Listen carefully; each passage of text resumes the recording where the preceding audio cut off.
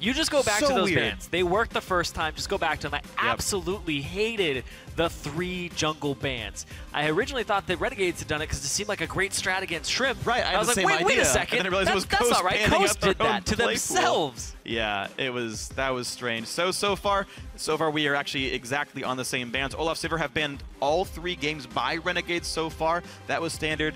First time around it was Evelyn, then it was Rek'Sai. Nidalee banned. Okay, so yes, exact same bans from game 1 from Coast. Now they had first picked Braum. Here we go. Okay, exact same bans as game 1. Last time around it was first pick Braum. If they think they need to steal that from Amelia, then it makes sense. I don't know, though, because if you don't pick Elise here, I feel like Crumbs takes your Elise. If you're okay playing Rek'Sai, then it's fine. I agree Elise is good. I agree Elise is good, and that's the question to go for then, right? Braum from you assume Amelia, if it weren't contested, you wouldn't go for it. Or Elise from Crumbs, and he didn't go for it in game 1, but would probably go for it in game 3 here. They first picked Braum last time, and then Elise was able to go through a whole nother phase of Renegades draft back to Coast. I don't feel like it's going to fall through the cracks again. Well, St. Vicious standing behind Chris. Chris, very relaxed. He's the guy who's going to click the champion. And it's going to be back to Braum. So the exact same champ select as game 1 so far. So the reason they didn't take Elise on Renegade's side last time was the fact that, oh, there you go. Wow, That's really? Why. That's why they didn't think Crumbs needed to play the Elise, and it looks like they were correct. So weirdly, these guys banned Elise in game 2, and Crumbs didn't even want to play it. I don't know. I hate playing Lee Sin into Elise. I'm always going to hit her Spiderlings with the Q. It's not a good matchup. And also your early pressure, Elise actually beats you in a one-on-one until 5. Till like level 6. Oh, this will be interesting then. We'll see if that's going to be fine. Thing is, I remember like way back when Saint and Dom were both part of the Curse organization, they actually said, quote, Lee Sin is a good counter to Elise. I don't exactly know the recommendations. I don't play jungle nearly at the level of you or them, but that was a word they said in a VOD review. So I just, if Saint believes that it's good, then that's fine. Yeah, I like this Elise, though, against it, but it's going to be Rek'Sai instead. And that might be the reason, right? They might not really believe that Elise is that powerful in this matchup. That could just very well be the reason. Shrimp goes for the Rek'Sai. Either way, Corki picked up now. Pekin Wolf could play it mid, but it's also quite likely to be on MASH. Yeah, it's most likely on MASH, just like you said. I like that. Their Kalista still on the table. Corki on the table as well. Tristana. We'll see what ends up happening for Maple Street. He might just go back to the Graves or the Urgot here. Yeah. He's one of the guys who still plays Urgot. What's weird is Coast have the opportunity to play almost the exact same comp, but I guess with Azir off the table, with Lee Sin showing they changed not only their jungle pick, but also their AD carry pick. Braum Lucian would still exist here, and they don't go for it. And there's the Maple Street special. The Urgot is in and supported by a bonus attack damage granting Remilia here. This could be all kinds of scary. A lot of disengage, but also they have 2 forms of engage so far. They can also have Alex Each on the Azir jump forward to be another form of engage. But oh man, Renegades, they're going for a versatile squad here. They have their wave clear covered. They have multiple types of damage. They have disengage and engage. Just well-rounded so far. And then whatever top laner they lock in last, we'll see what it ends up being. I would like to see about a Gnar in this composition. All right. So instead of going for the Kog'Maw that went for last time, Pekin Wolf says, you know, I've got a better matchup by going for Varus here instead. Let's just switch this one around. We got a magic damage top lane in Rumble. We got a magic damage AD carry in Corki, which means they were planning this comp from a couple of steps beforehand, knowing what champs are coming through. They hop off the Gnar for the first time. Magic and a physical damage mid laner comes through. Exactly. You can have the double AD when you have an AP top, but they also pair it with Braum, so it's much faster to proc the concussive blows once they're on somebody. So I like that combination. We've been seeing it a lot more recently with the Braum. Interesting. So here we go. Very heavy poke team from Team Coast. And now Renegades, who had just picked a bunch of disengage-focused champions. Janna support came through. Suddenly, you're against a poke team. Disengaging was what Coast would love to do here. And now Renegades actually need a way to get in, or they die to Missile Barrage and Piercing Arrows. And Renegades have to now pivot on their top lane champion select. And it's going to be the Gangplank versus Rumble top lane. This does not look good for Rumble. Gangplank is extremely strong right now. I've been talking to a few people about him. They think he's actually bannable worthy at this point. They covered one of his weaknesses with the barrels. He now has wave clear. His item builds actually feel a little more fluid because you can just go many different things. You don't have to get a static shiv anymore. He has a lot of movement speed off of killing barrels and true damage in his kit. He's a very well-rounded champion, and the change to his oranges being percent missing HP means Yeah. even if you're not going AP, you still heal a lot off of it. So I love this pickup here. I love seeing more Gangplank because I think it's extremely strong right now. Well, we saw Gangplank win Game 5 of the European Challenger Series Finals earlier today if you're in North America, or yesterday if you're in Europe, but it's here now in Game 3 of the North American Finals. RF playing his 3rd champion in 3 games up here. The Gangplank is coming out, and we'll see if he can lead his team to another victory here. Coaches shake hands as we get ourselves ready for Game 3. Now, once again, you guys at home are always part of the show. Let us know who's going to win and earn that spot in the 2016 North American LCS. Tweet hashtag CST win or hashtag RNG win to @LOL Esports. We will update that fan vote during the game pretty shortly. There's the comps on your screen, guys. The Poke comp is out for Coast Renegades. Well-rounded, and a Gangplank is here. Game 3, it's tied 1-1. Win 2 games, win 2 more, and you're in. And here we go with Game 3. I like the Gangplank pick 2 into the double AD because you just ulti the backline, they're slowed, you make them scatter. I really actually like the idea of that happening, and if you get Raise Morale, it gives you ways to gap close. I feel like he'll go for Raise Morale first upgrade here. I think it's really solid to go for that one, first upgrade. And again, I really think that it's a very strong matchup being against Rumble. Slows are actually very strong against a champion whose only mobility is movement speed.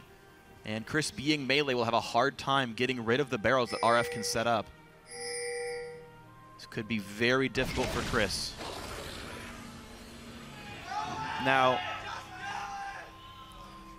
the last time I saw, actually the last time I cast a Gangplank in competitive, he had started barrels first for the jungle clear. The AoE made clearing very fast. He got his passive up more often, and it made it really strong. I actually saw that multiple times. But RF has started Parlay already. And if he's going to start Raptors, he gets some bonus gold off that. Sacrifice clear speed for gold, which is essentially what clear speed is, so I'm not sure I really love it. That's the choice being made. Crumbs wanted to play Lee Sin. A lot of junglers were up, including Elise. So sought after as a champion. And Crumbs says, no, this is what I think is correct to play. Porpoise said playing early game junglers would be smart. That's what he's gone for. Shrimp on his signature Rek'Sai, his favorite champion. Even in Korean solo queue, he had about a 73% win rate. Challenger with it. Pretty good. His stats on that champion in solo queue just seem ridiculous. I don't know how they're physically possible, where you have just high KDA, high CSD, ranking in just amazing jungle control. But then he also just picks up side waves, and they use him as a split pusher. Oh wow, he ends up getting tons of gold. They gave full Krugs over to RF. Full experience. I like it. That's usually what people are doing now, is they give full experience to the top laner on the first one, and then on the next camp, the top laner actually doesn't take any experience. See if that happens here. Looks like that is correct. Yeah, so rush level 2 for RF, recalls away. And we have matched lanes, of course, here. Midlane is doing battle. Varus might have a bit easier time than Alex. Might have a bit easier time than Kog'Maw in the early game. The 2-on-2 is going to be, I think, pretty close. Janna plus Urgot's definitely pretty threatening. The one good grace for Coast, though, is you put up the Braum shield and you will block the Acid Hunters afterwards. So it's kind of okay to let him fish for those hits because the Braum just tanks it and heals back up. I do like the pick of Braum. And Urgot might have a harder time than usual into that matchup. And apparently Alex Each is not getting game sound, which is very important against a Varus, because you can hear him scream when he's about to drop the arrow. It's actually easier to react to the sound than the animation of the ulti. You can flash away from those or dodge away. He, of course, also has Cleanse in the matchup, so it shouldn't be too bad for him. Interesting. So, very mirrored starts here. The gold basically the same. The matchup so far holding equal as well. And I'm happy to see Remelia did go coin on Janna. I think it's superior. Looking at what Alex will be able to do, I like the cleanse pickup here. See what he can do against Peek and Wolf, because they are expecting a Zeers from Alex. So they're matching poke with poke. Varus, very different in terms of what his poke palette looks like compared to the AP Kog'Maw. Varus actually has some lane bully potential. Once he gets a Brutalizer and a Tear or a Manamune, he's able to poke you out of lane very effectively. It's also linear wave clear, so he actually has a way to clear the waves very effectively, whereas AP Kog'Maw has to spend a lot more mana to do the same thing. I would say it's actually pretty close. Varus has to use at least 2 Qs to do it, and a certain AP, Kog'Maw one-shots the backline, which makes it much easier to remove all of them. Yeah, but he does it much easier, especially since Q is based off of holding it down and increasing its damage. I think and as the minion wave is coming at you, you hit everybody. Yeah. So we'll see how it pans out here. Also, you don't need level 6 to do it. Yeah. As we get to the matchups, though, bot lane actually is pushing in towards Renegades. And looks like it'll actually be a small minion lead for Maple Street, all said and done after those minions go down. Peek and Wolf so far being pushed in a little bit by LCS. Top laners meet up, and I'm very curious to see how the top lane matchup actually goes. It's a Flask holding Gangplank up against this Rumble. He's got Amptum and Potions, so sustain will be a bit different between these two. Mash does not have Valkyrie just yet. Oh, he does actually. It's only, I'm surprised he actually got a point in Gatling Gun and not just 2 into Phosphorus Bomb. That's surprising to me. Because it's pretty hard to land good Gatling Gun during the laning phase because of how kitey the fights tend to be. It's true. It's up against an Urgot though. Would that make a difference because his range is so low? Being really short range could make a difference there. I haven't played an Urgot in a long time in solo queue. Crumbs takes his Q on the blue buff. You got your wish, guys. Maple able to last it under turret and will have a small lead all said and done. Good harass though. See, that was right to Phosphorus Bomb, way more damage. And Shrimp's coming by. Spotted though by the Wolf Spirit. Oh, okay. Now he's gonna know Crumbs is there. He knows Crumbs is off to the side. He knows he's doing Gromp, but it will not be an attempted steal. Crumbs had Smite anyway, all is well. Conflon just still playing the farm game. Vermilia, okay, not gonna get jumped on too badly there. The wards keep everyone safe. Crumbs just gonna go for the recall. See Crumbs place the ward down, so they pick him out even more. Bottom lane might have to back up just a little bit, but Shrimp is going to hang out in that area. He got the deeper ward as well, but nobody's going to walk on that ward for a while. I'm curious to see the itemization builds overall in time as well, because LCS is the only magic damage on this lineup from Renegades. I guess RF's ult is some, but to a much smaller degree. And seeing what Shrimp and Conquan end up actually going for, like if they even go for Aegis at all, or do they rush some more armor to keep themselves safer in the matchups. Peek and Wolf, though, does not have the same disengage tools other champions do. A lot of damage comes through. They won't quite kill him. Peekin saves his summoner spells and even kills a ward on his way out, but he's still got to be careful. A big flash play by Alex could kill him, and in fact, Azir 1/3 of the way to level 6 for the burst combo.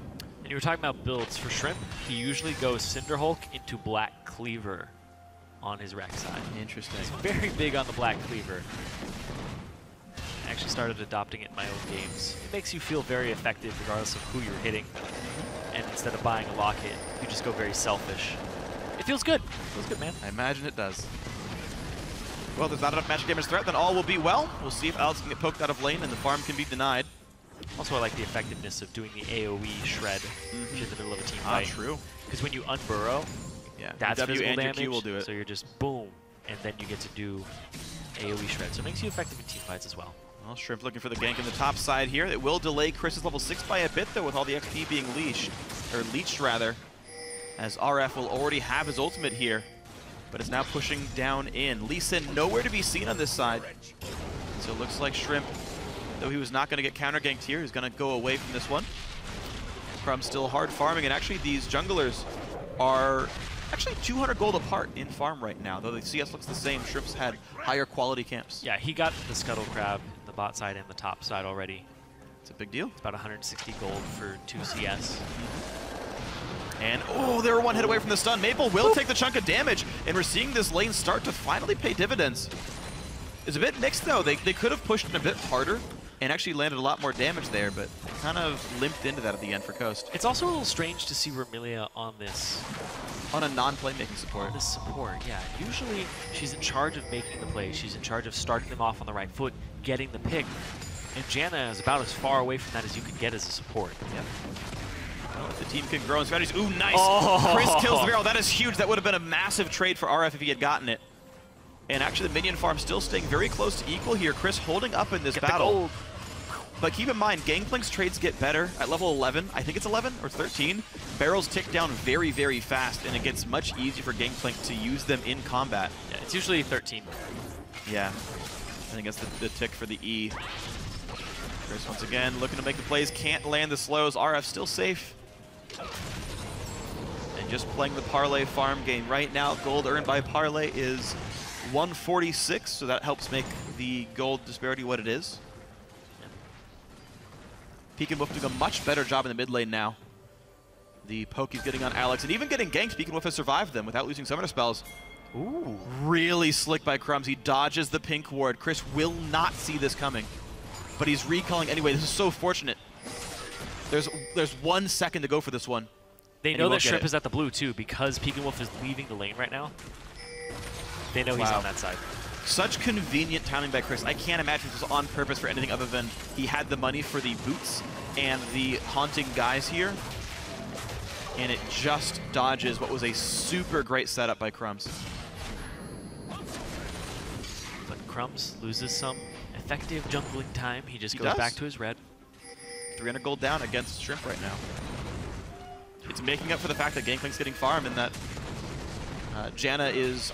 Actually, I don't know if she's actually out-earning. I wonder how much he's plundered so far. 188 gold for RF.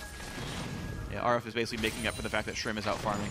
Yeah, when you get to the point where your E and your Q are both maxed and you have your IE or you have your first crit item, you absolutely destroy minion waves. And if you hit it with the parlay on the barrel, you get bonus gold for every minion. Yep. So if you kill 6 minions and you're getting 8 per, you're ending up with basically another 48. Minion and a half. Oh, no, it's like close to 2 or 3 minions worth. It's a lot. Actually, it depends on the minions. I mean, if it's a cannon, sure, it's like 1.1, but it's 3 casters or 2.5 melees. Math! It's wonderful. All right, Shrimp is hit level 6.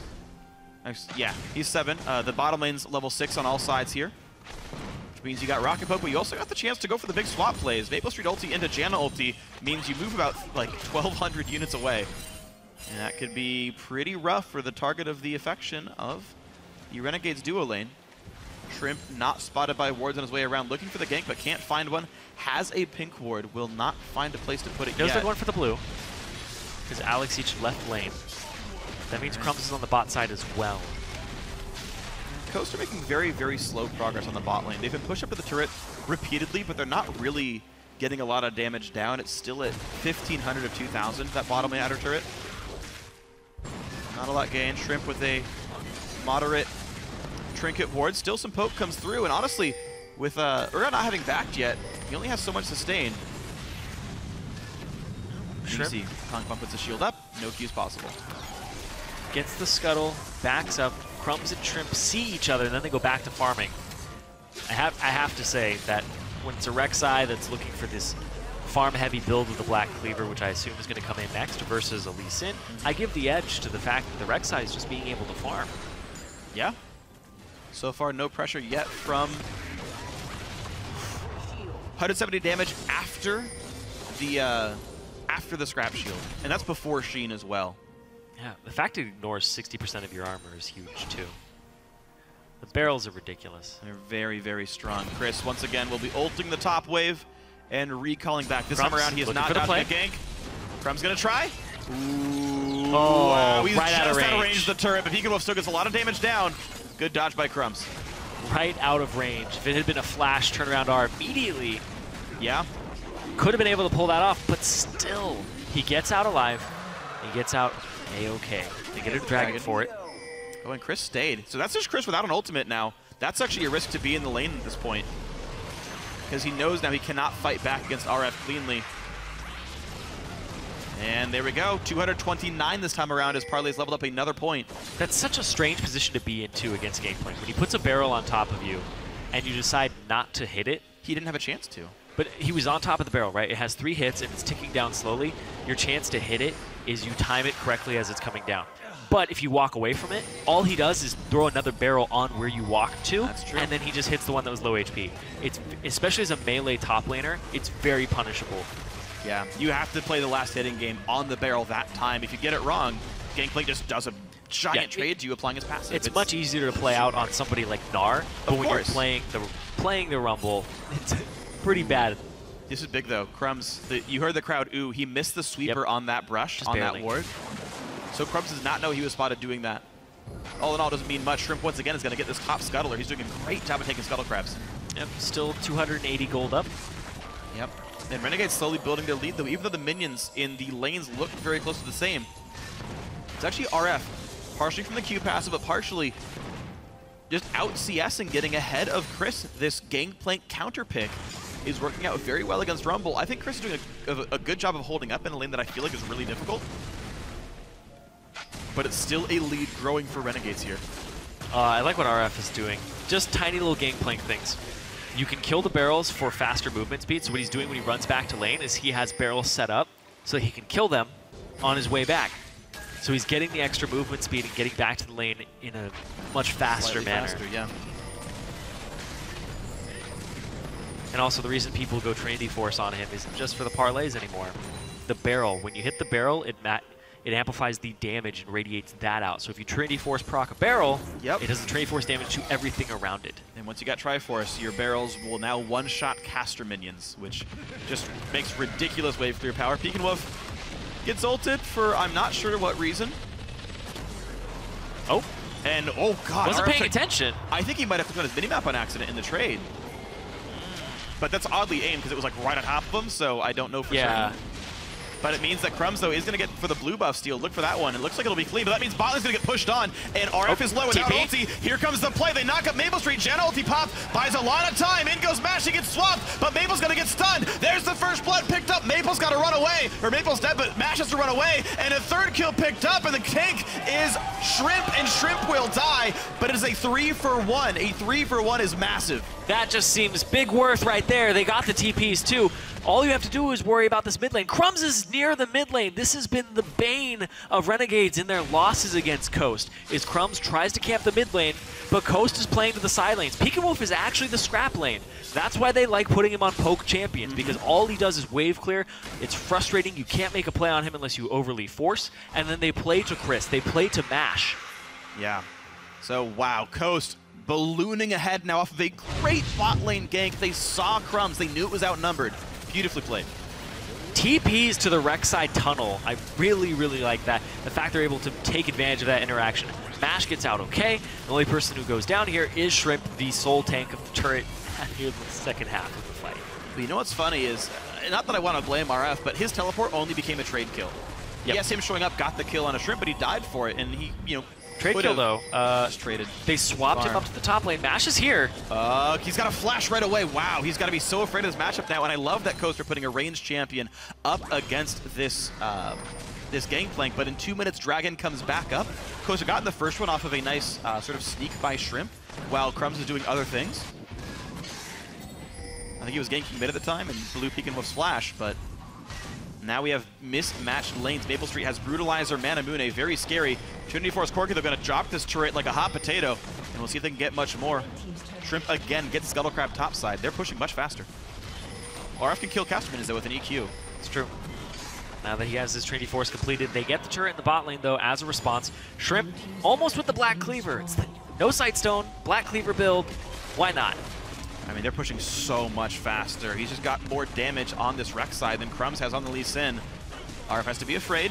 He's got oranges, but you can't get rid of all the CC here. And Azir's coming up. This is actually a bit of a danger. Looks like he trades his red buff over for his positioning on the top lane. No, he actually was not up, so Crumbs does not get a red buff for that. He was just hanging out in the camp.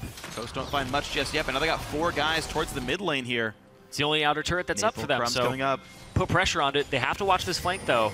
Chris, Smash, and Confon have no summoner spells. This is the fight. The kickback, nicely done. Hits 2. Buys a lot of time now. And there's no blue buff for Peek and Wolf. It got stolen away. So the poke game's going to be hard. Also might delay his transformation just a little bit here on his Manamune. Yeah. But Alex went for Morellonomicon, and Morellonomicon is something that we haven't seen a whole lot of very recently on Azir. Everybody's been going for that Nashor's Tooth build. I think he needs the mana regen to deal with the poke, maybe, to spam more Qs. That's my theory on why, as a first glance. Because I believe he went Nashers in the very last game. He just played Azir. I could be wrong, but I think he did that. Well, the thing is, compared to like Athenes, Nashers, it's the cheapest item. Yes, it is. So this might get him on the path towards, let's say, an armor item like a Seeker's Arm Guard much earlier. That may be the reason behind it. All right, well, mid lane under fire. Good poke. Remilia down to 2/3. Of course, you still got to be afraid of the engage tools available. Crumbs has flash, no ulti for a few seconds. So he's not the one to worry about, but Alex will go for the big play, and it would kill the backline pretty cleanly. Coast, again, missing flashes on many key members here. Chris, though, is level 11, and he's got the Magic Pen core. RF pushing top. Chris shoving the bot tier 2. I don't know how much work he's actually done on that turret just yet. He hasn't done anything to it, so he's trading the top turret for 1/5 of the HP of the bot turret. They might get some mid here, but they are going to pick up a dragon. So Coast now have dragon control. 2 dragons to 0. Like we said, they average 4 a game. They got exactly 4 in game 1. They got, I think, none in game 2. They might have gotten 1 as a trade. I forget exactly, but an interesting game to be in. Once again, we have a pause in this one. We'll see what that ends up being in a second.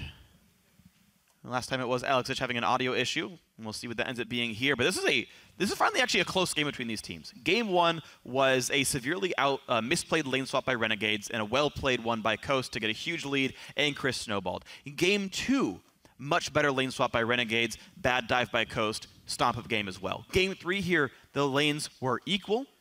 Almost all the lanes actually were matched quite well, and we're at a 500 gold disparity 18 minutes in.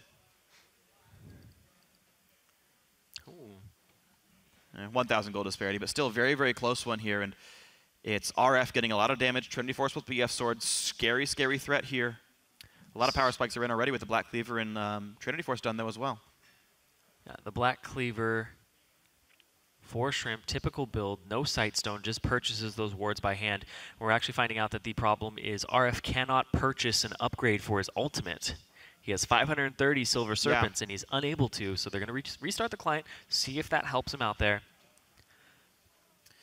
That would be an interesting one. We have seen Gangplank played in the tournament realm. We had a LAN Gangplank game in the EU LCS Studio earlier today, and it seemed to be okay for the top laner of Dignitas EU, but... Wonder where. I didn't want to say it, but I thought it was him.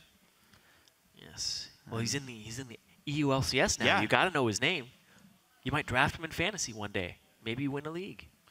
That's true. Gangplank farm, man. CS is worth 0.01 fantasy points per. Gangplank gets a lot of them typically. And this is going to be, I mean, it's got to be tense too, right? You're sitting here in the middle of the series, in the middle of the game, in a very close game as well. As LCS and Challenger rules dictate for these kinds of games, you can't talk during the pause to your team. So you got to sit there and kind of stew in your own thoughts and prepare for the next play. Dragon just went down, so it's not like you can even prepare for a big play. There's no like objective that's obviously targeted here, so it's much more focused around, thinking to yourself, what kind of dive is available? What do I see in the map? What kind of items? Well, Coast does seem to have priority on some parts of the map. You have to watch out for that and react to that accordingly when it becomes unpaused. Because if you lose your momentum and you sit there being caught off guard, you're definitely going to lose an objective for it. It looks like both teams say they are ready. So we'll be unpausing the next about 5 seconds here. As RF is back with the headset on, and we'll see if he's able to buy the item.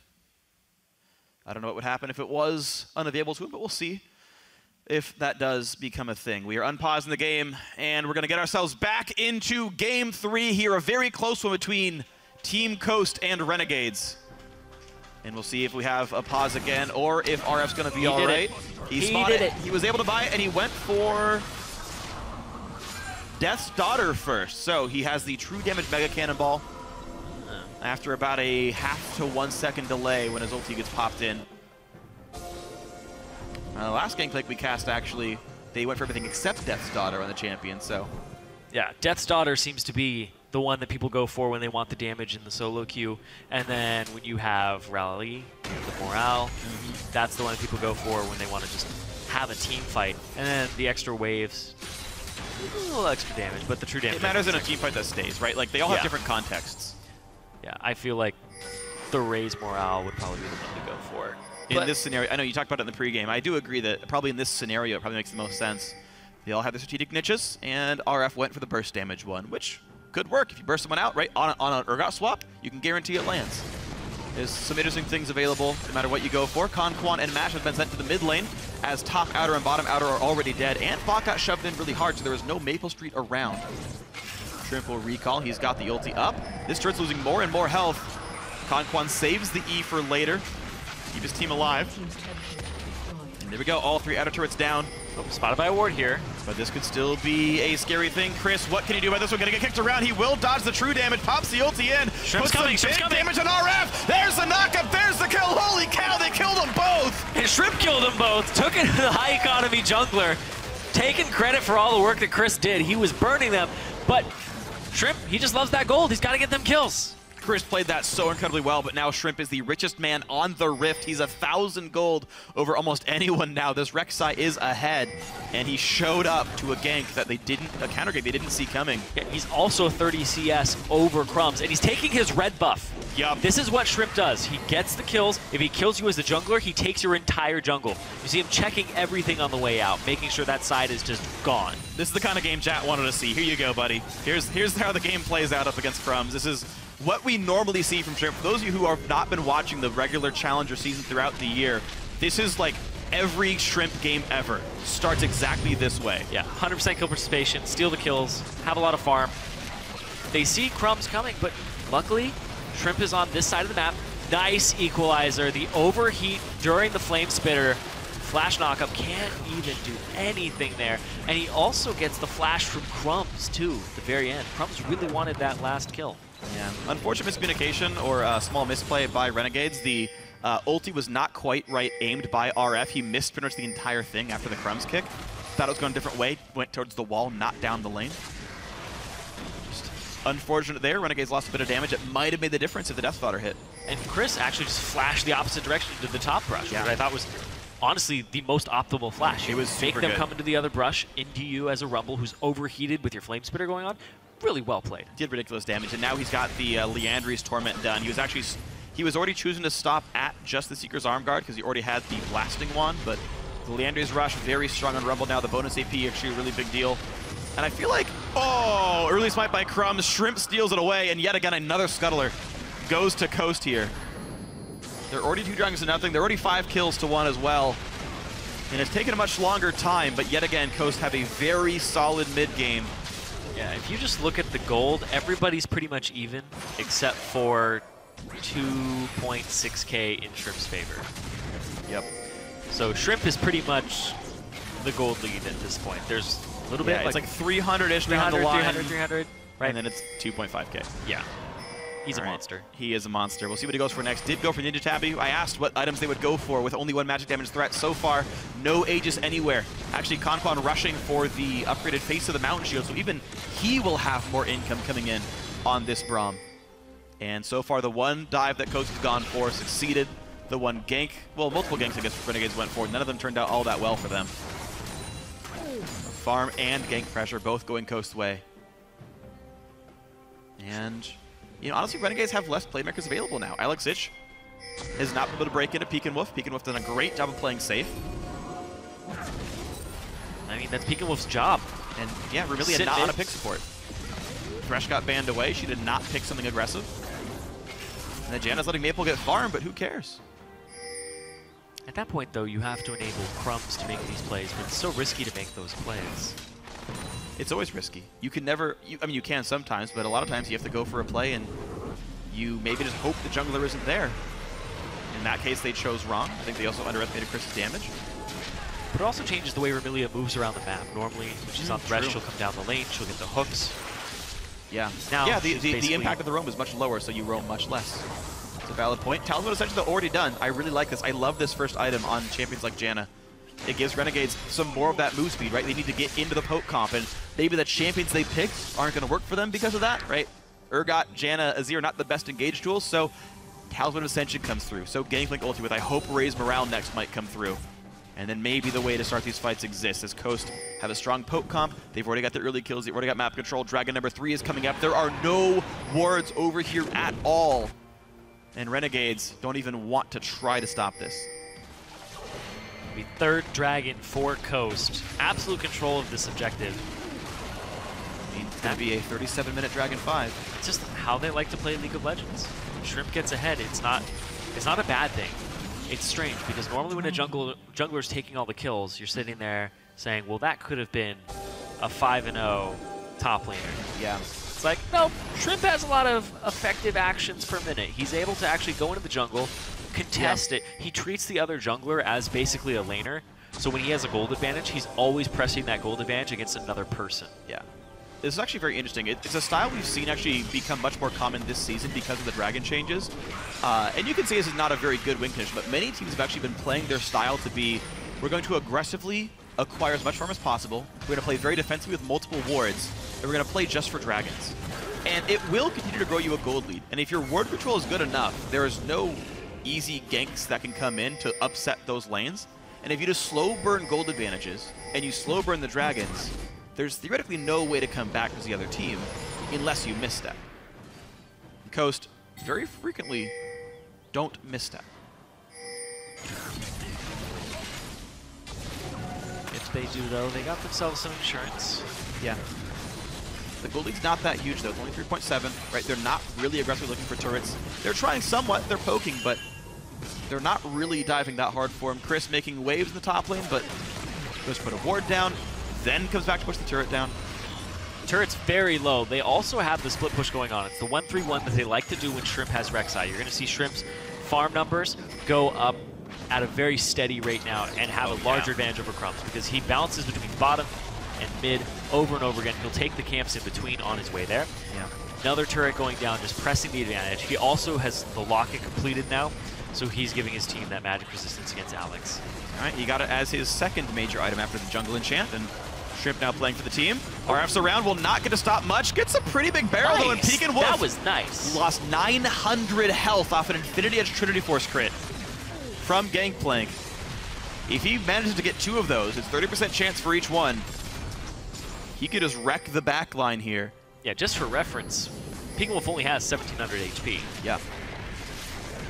Oh, and mid lane goes down, and Chris loses the teleport. This is dangerous. Coast still trying to go in. Can they get much for this one? A big knockback by Alex. Remilia on the red carpet, and now the battle continues. Maple Street locked up in the mid side. Goes down to Shrimp yet again. 5-1 for him. Pekin Wolf traded, but Alex is going to get caught out as well. 3 kills picked up for Coast. His mid-game fight is absolutely massive. Crumbs has flash, but he's slowed by so much. Chris still wants in. He's going to get in range. He's going to land this. And Crumbs has no way out. There's the kill picked up. Baron call here for Coast. They just destroyed everybody except for RF on this team, and they only lost Pekin Wolf. They are well suited to still do this Baron. And Con will play defense on the side. What can RF do on this one? Baron's going down rapidly. He's like, I see you. I know what you're going for. It'll be very hard for RF to go for a barrel play, but there's always the hope. And nope, Con says thank you very much. Doesn't have vision of it. Shield comes up. And that's going to be Baron Nashor going over 27-44. And Coast off a very strong mid-game team fight, take absolute control. And that's what Gangplank can do. Money. He's got upgrade 2 now, that's what the Spotlight means. He can upgrade his second ulti. Oh, yeah. That's actually a nice visual cue. You can see here the TP is actually canceled, but it doesn't matter. Yeah, he's close enough anyway. He's right there in the river. Missed ultimate there. And it zones out Alex and RF. It gets them off on the side. I was talking about the Pekin Wolf ultimate, the Varus one, but I like the Rumble ultimate coming across because it stops the 2 big damage dealers coming through. Really big stuff here. So a sizable lead, 6.6 thousand for Team Coast. I got to talk to St. Vision before the game, and I said, how's this going to go? 3-0, 3-1, you're going to lose? And he's like, 3-1, because I think we're better, but we're going to screw it up one time. And he said these knuckleheads or something is going to make a bad call in the mid game, and that might have been that in game 2. Other than that, Coast have looked solid. Their net record against Renegades this year is 3-2. I guess that's not so much a Coast that doesn't have faith in his players. It's just a Coast that knows his coach that knows his players. Right, very well. Coast have made some bad calls. Some, right? He's saying 1 in 4 games make a bad call. I think it's about right. That's roughly the error rate for Coast's major calls here. Anyway, QSS for Mash, so he's not going to get swapped in anytime soon. but we do see Muramana completed from Maple Street. The damage he can deal on the Zergod is actually very significant at this point, considering you're not going to build a whole lot of armor on this entire Coast squad. It'll just be Shrimp, a little bit of Chris. Oh, double Aegis, actually. I just realized Conquan built Aegis after Shrimp already got Locket. He'll probably go Banner, because there's no... Actually, RF has good wave clear, but... Double Aegis will really just drop what Alex could do to this team. There's not a big armor tank, though, which can make this scary. Bottom lane under siege, though, with his Baron buff, and Coast can look to crack into the base. He didn't go for Raise Morale. He did not. He went for the... Extra waves. Okay, so going for the damage ulti from Gangplank. Fire at will is what it's called. Feel bad for Will. I don't know why everybody wants to fire at will. Poor guy, oof, 600 damage in a match. That was a non-crit. About 300 damage difference between those that are. I feel like you have somebody split here. You have that minion wave in the mid. Yeah, Chris does have teleport, as does Shrimp have his ulti. Lay a tunnel down and then go and make something happen. And the thing is, yeah, Shrimp is normally a really big Rek'Sai split pusher. I think he absolutely should buff up Baron Wave in another team. But keep in mind, this is a poke comp, right? Yeah, poke him with Peekin. Have them. Oh man, ooh. Crumbs, yeah, jumps away, still getting burned down. Oh. He might just die. No, just barely lives. Fire at will removes the minion waves, but a lot of damage dealt. Crumbs has to run away.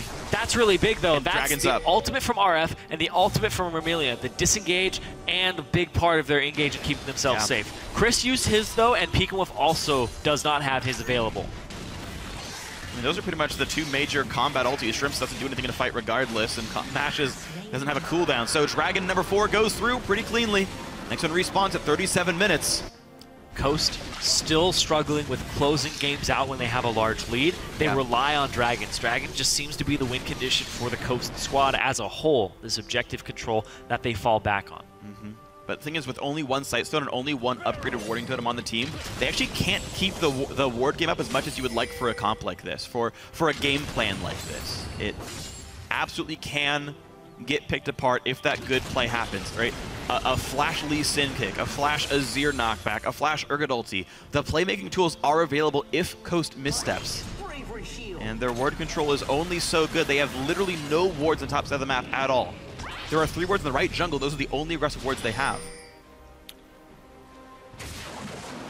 Looking to at least clear some of this vision now. Get rid of the pinks. Use sweepers in the jungle. And they're already playing around Baron and top turret. They're shoving this mini wave down on top.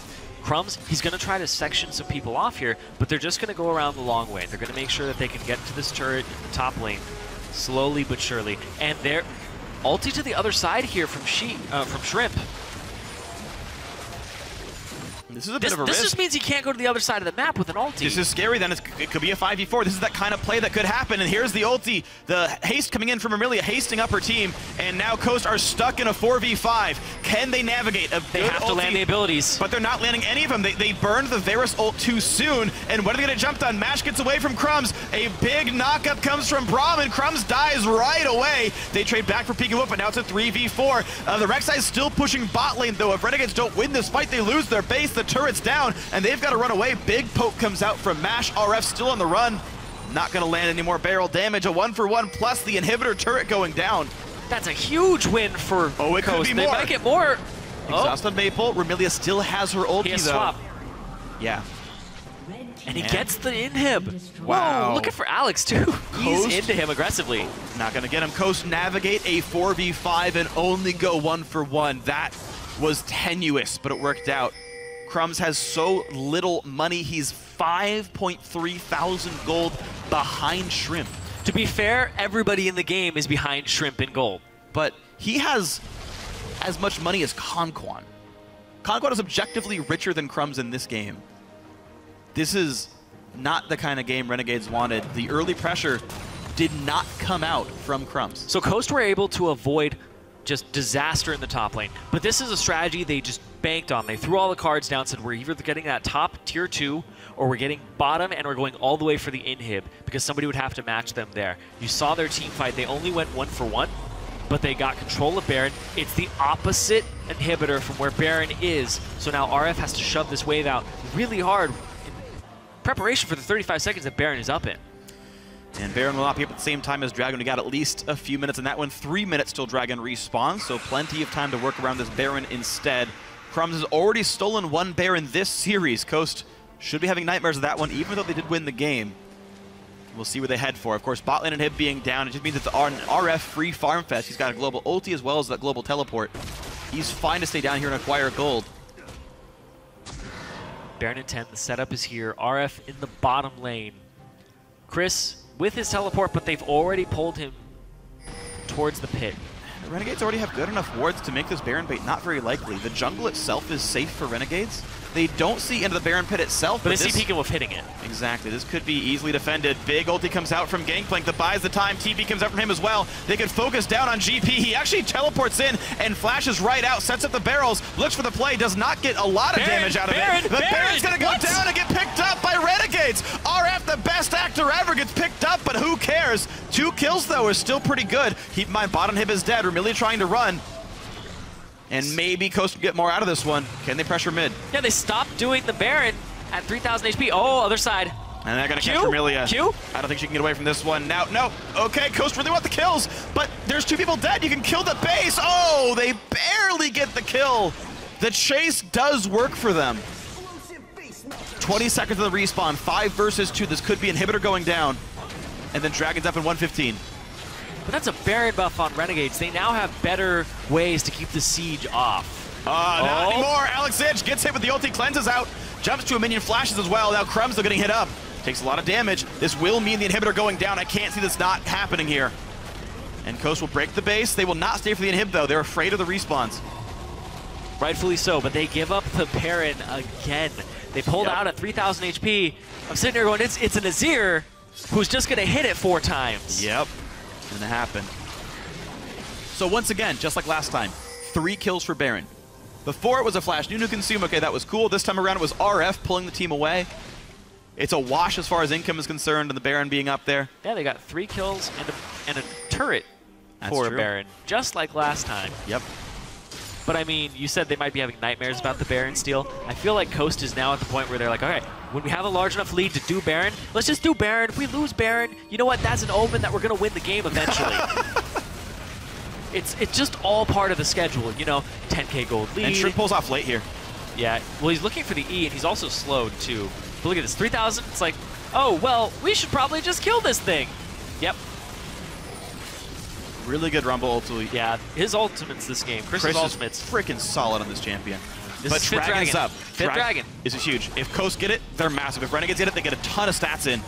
Crumbs on the side, poke happening. RF can heal, but he's down to 2/3 health. Everybody potioned up here, though. So RF, he does have an Elixir of Wrath. He's able to heal himself a little bit. Coast started. RF gets half of health off of Match, but Match has lifesteal. He's got the Blade of the Rune King, and look at that. Renegades forced back. The poke works from Coast. Dragon 5 is going to be theirs. They could use this to push the game in.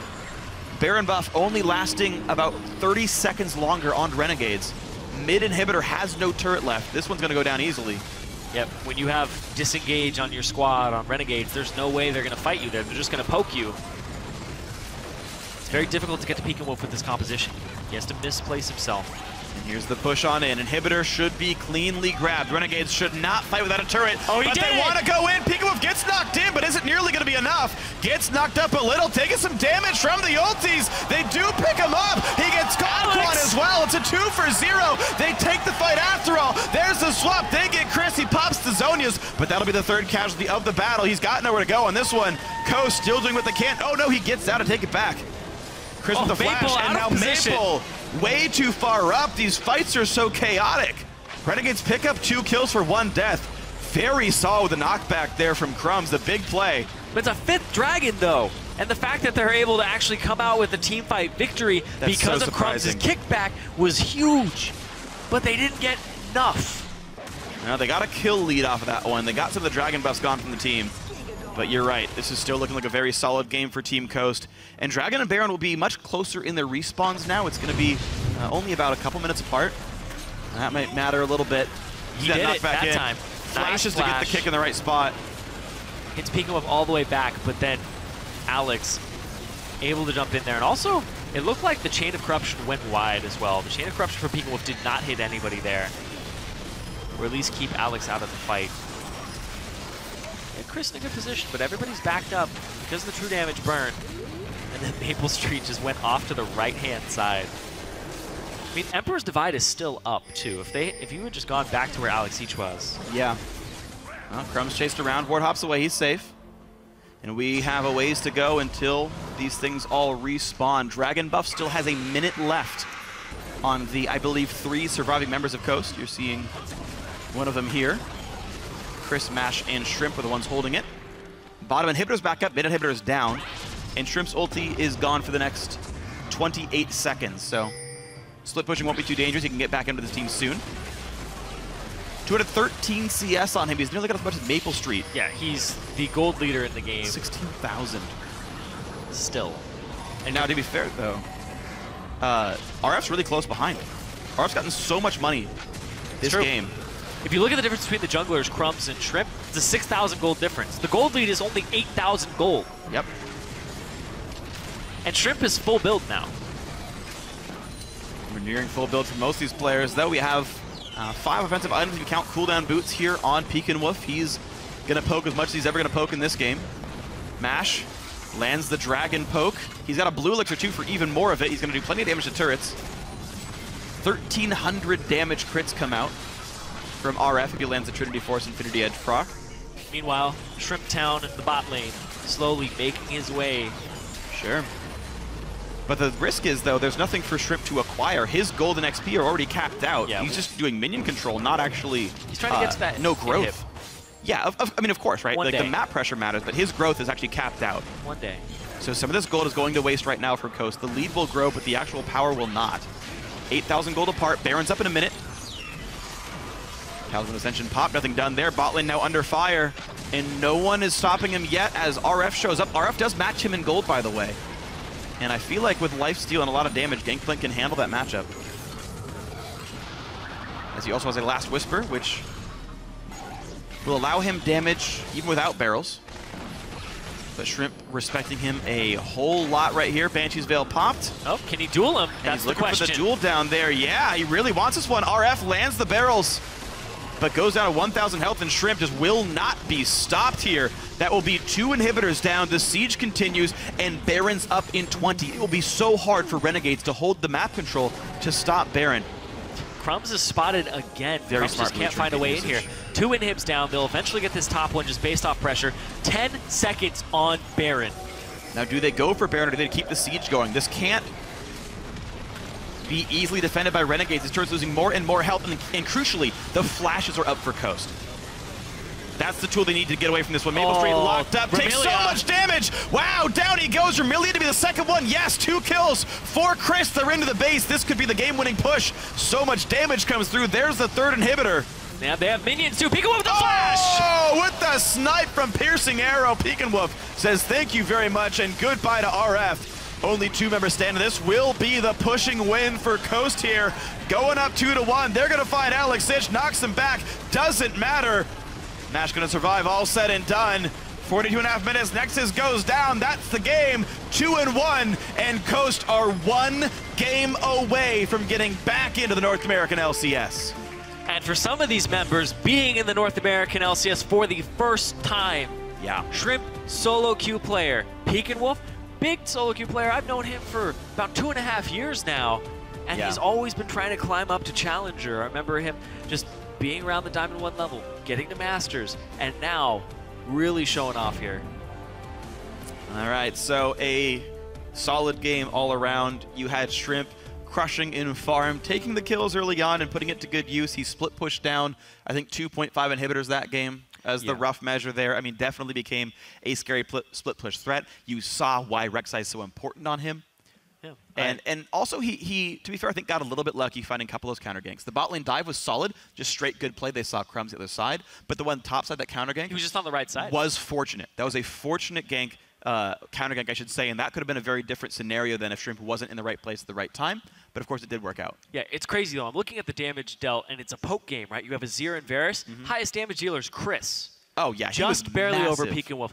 Got that Leandri's very early on. The kills in the top lane, he did get 2 assists, which would equate to a kill at the end of the day for him. But, oh man, he just ran away with that lead. This top lane between these two, whoever gets the edge just seems to run away with team fights. Yeah, and honestly, Chris just feels like too good for Challenger. 0 deaths in what I thought was a hard matchup. He might disagree later on in the show, but 5-0-10. Great AP Rumble. Great game overall. Coast up 2-1. And for more in that match, we're going to send it down to our guys in the analyst.